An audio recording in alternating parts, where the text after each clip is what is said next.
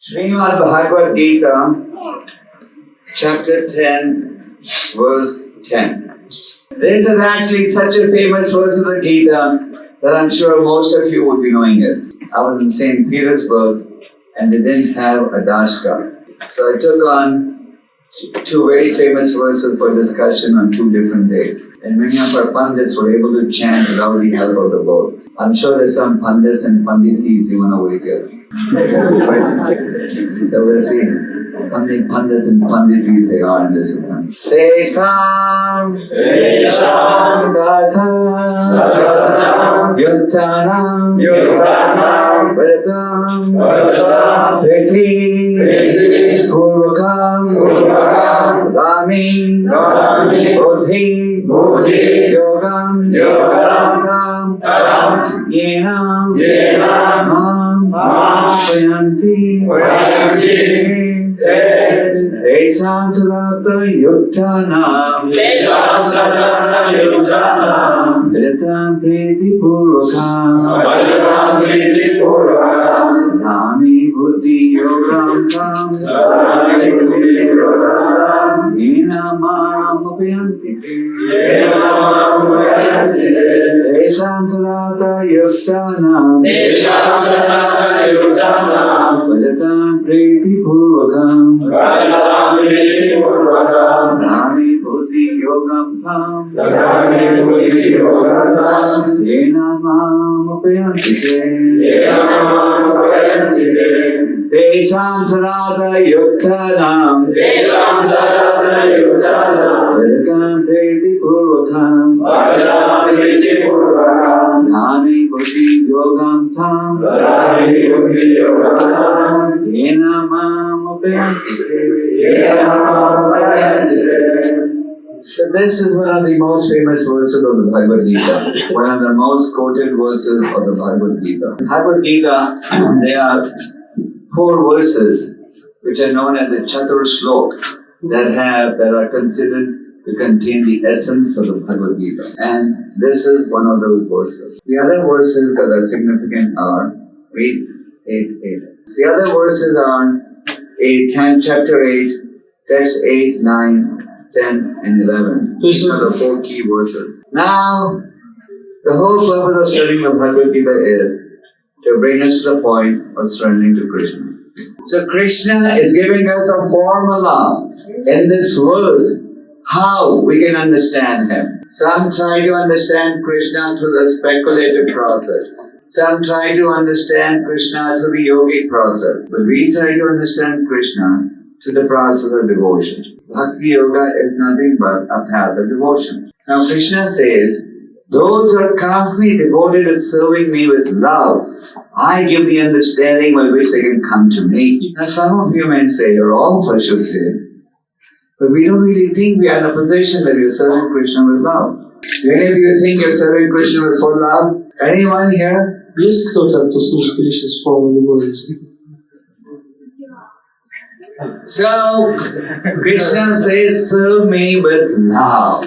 And engage in my service constantly, all the time. Now, to get to the stage of serving Krishna with love, we have to undergo a certain process. Just like if you want to become a medical doctor, for example, you have to go through a certain educational process. So similarly, there is a certain process through which we can go up the ladder of Bhakti Yoga. The goal is to get to the stage of understanding Krishna. And on the path of Karma Yoga, you may follow the rituals, Vedas, but your goal is also sense pleasure. And in the process of Jnana Yoga, we speculate. Now, the goal of the activities of devotional service, consisting of the various rules and regulations that we follow, are meant to bring us to the point that we begin to love Krishna. The Sahajayas make a show that they have developed love of God. And what are some of the symptoms they falsely display?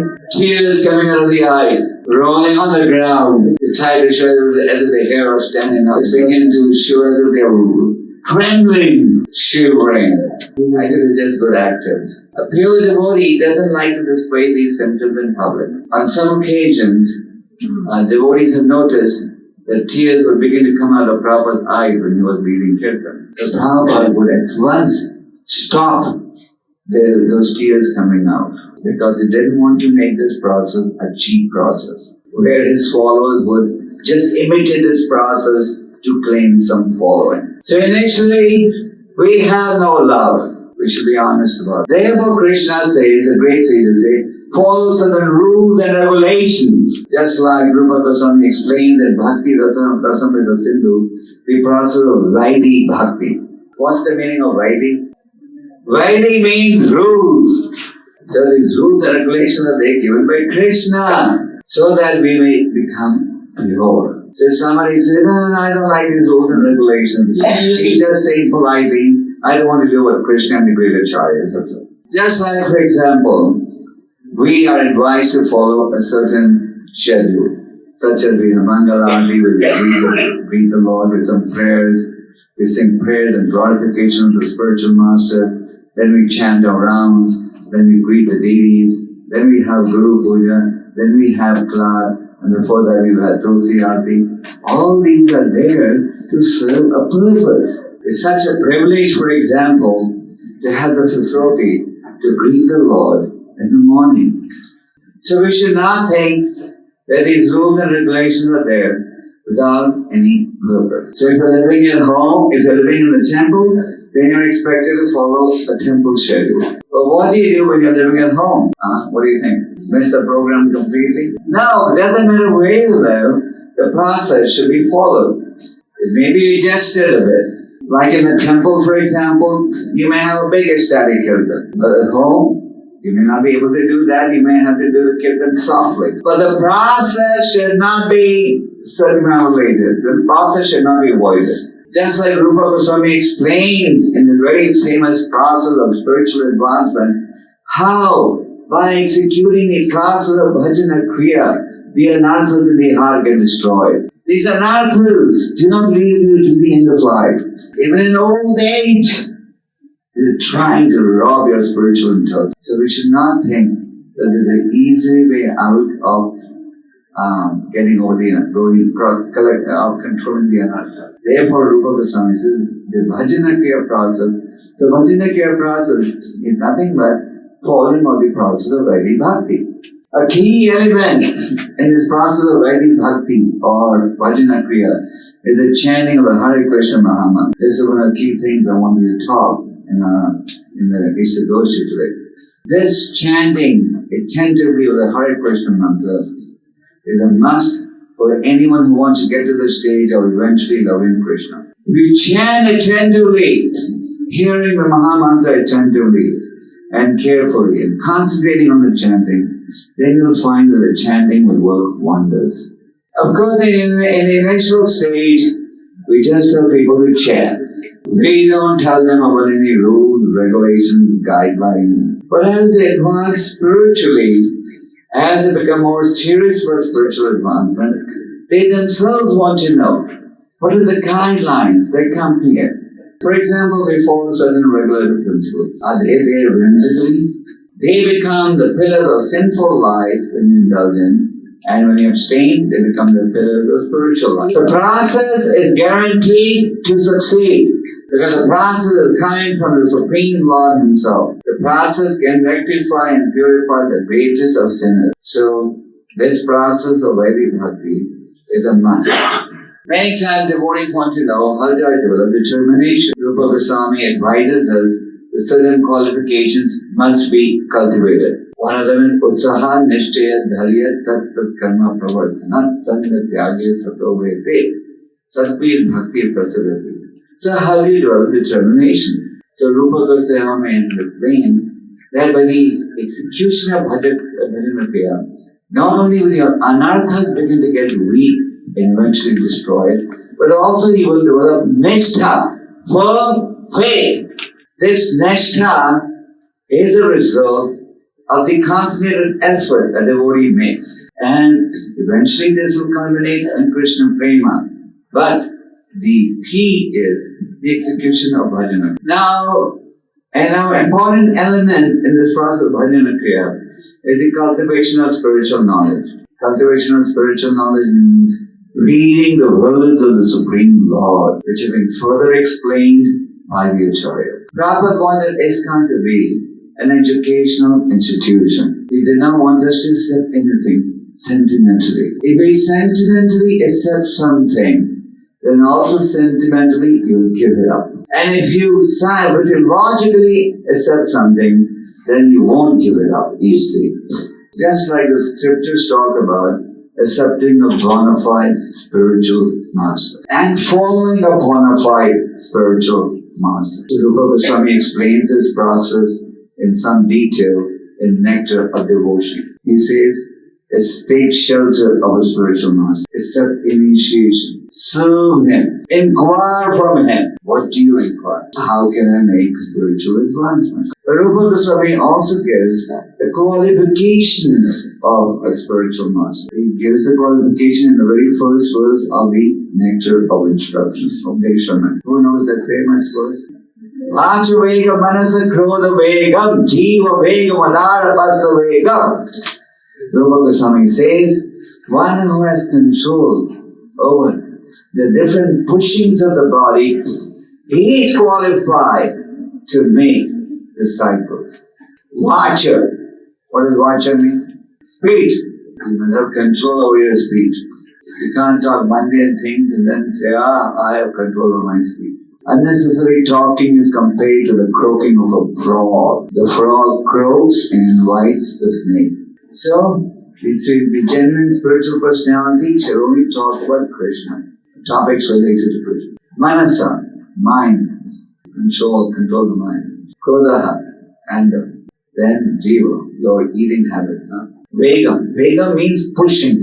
These senses are constantly pushing for agitation. So since the senses are always pushing for agitation, one who is self-realized, one who is serious for devotional service, learns the art of controlling them. What's the difference between a Goswami and a Godasa? Godasa is a slave of his senses and Goswami is controller of the senses. So a spiritual master must be a Goswami. Doesn't matter which ashrami, but he must have control over his senses. So jiva vegam madara pastavegam. He must have control over his eating habits, and belly and genital. So if you have control over these 6 pushings, then you are qualified to make disciples and you can guide them back to God. The Krishna conscious movement runs on the principles of purity. It doesn't run on the principle of mass following. Prabhupada said, one moon is better than thousands of stars. Prabhupada wanted purity, therefore he struggled, but he did not compromise.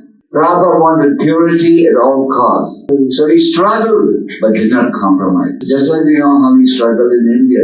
For 25 years to establish Krishna consciousness of the pure principles. If he was interested in the mass following, Prabhupada could have watered down the process and attracted so many people. Once a very prominent spiritual master, Vaishnava spiritual master in India met me. He listed about 10, 20 very big businessmen in India and said, they're all my disciples. Then he gave me the name. So I said, very good. These big people have become your disciples. I hope you gave them some rules and regulations to follow, like chanting 60 nouns for a good principle. That I did not do.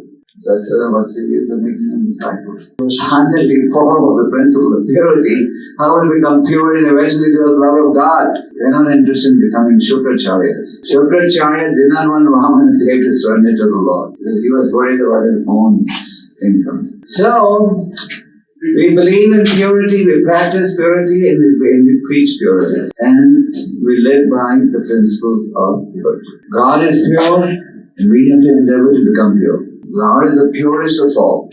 So Krishna is guaranteeing us that if we serve Him with love, then we will get to the point where we can understand Him. Just like Krishna also says in Bhagavad Gita, Patram Puspam Phalam Toyam Yomi Bhaktya Prayojati.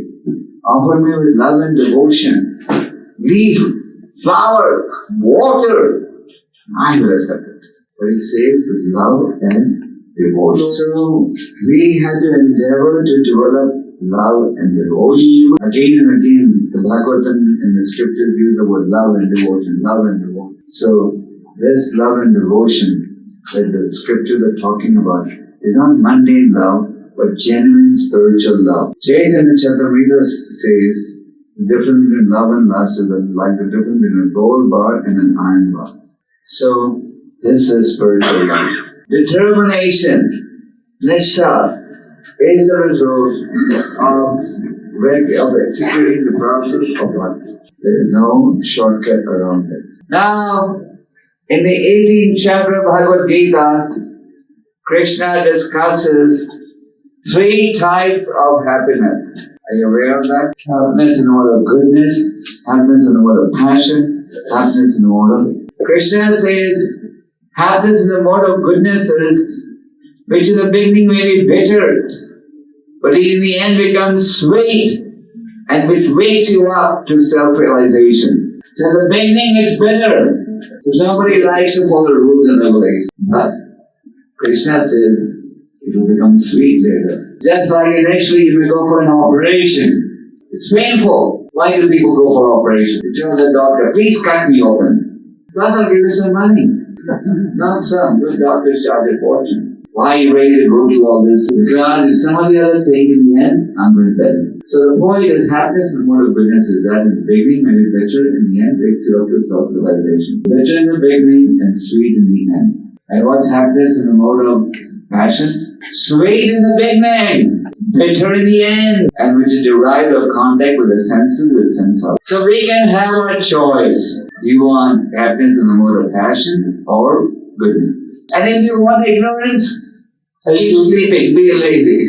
So, it is not that Krishna says, whatever you do, the result will be the same. It clearly says, all of them as they surrender to me, I will reward them accordingly. And Gopāl Kṛṣṇa says, my dear friend, whatever price you have to pay, please pay that price, but become Krishna conscious. Have you heard that verse before? Krishna Bhakti Rasa Bhavita Mati Priyata Vidi Kto. He says, my dear friend, please don't bargain. Whatever price is needed to be paid, but become Krishna conscious in this lifetime. So if you pay a watered down price, you'll get a watered down product. And if you pay a genuine price, you'll get a genuine product. Lord Rishabdev clearly tells us that in exchange for performing spiritual austerities, there is unending happiness. So this process is guaranteed to succeed. It's so powerful that even if you run with both your eyes closed, you're not going to fall. So let us all resolve that we're going to endeavor to develop love for the Supreme Lord. And we can endeavor to develop love if we strictly follow the process given to us by the great acharyas and summarized by Srila Prabhupada. We all came to this movement because of Srila Prabhupada's books and teachings. And if we live with those guiding principles, then success is good. You may say, I have so many shortcomings, inabilities, how will I advance? Krishna says, don't worry. He says, those who worship me with devotion, I give them what they lack and I preserve what they have. So even if you have no qualifications, don't worry. See in the path of devotional service, you don't need any mature qualifications. You need spiritual qualifications. So please follow the process. And along with chanting and reading, do service also. Service gives you an opportunity to cleanse your heart.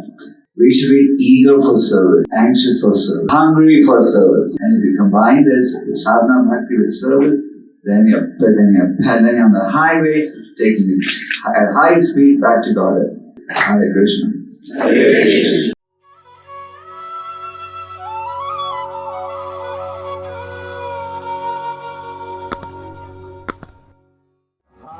Krishna, Hare Krishna, Krishna Krishna, Hare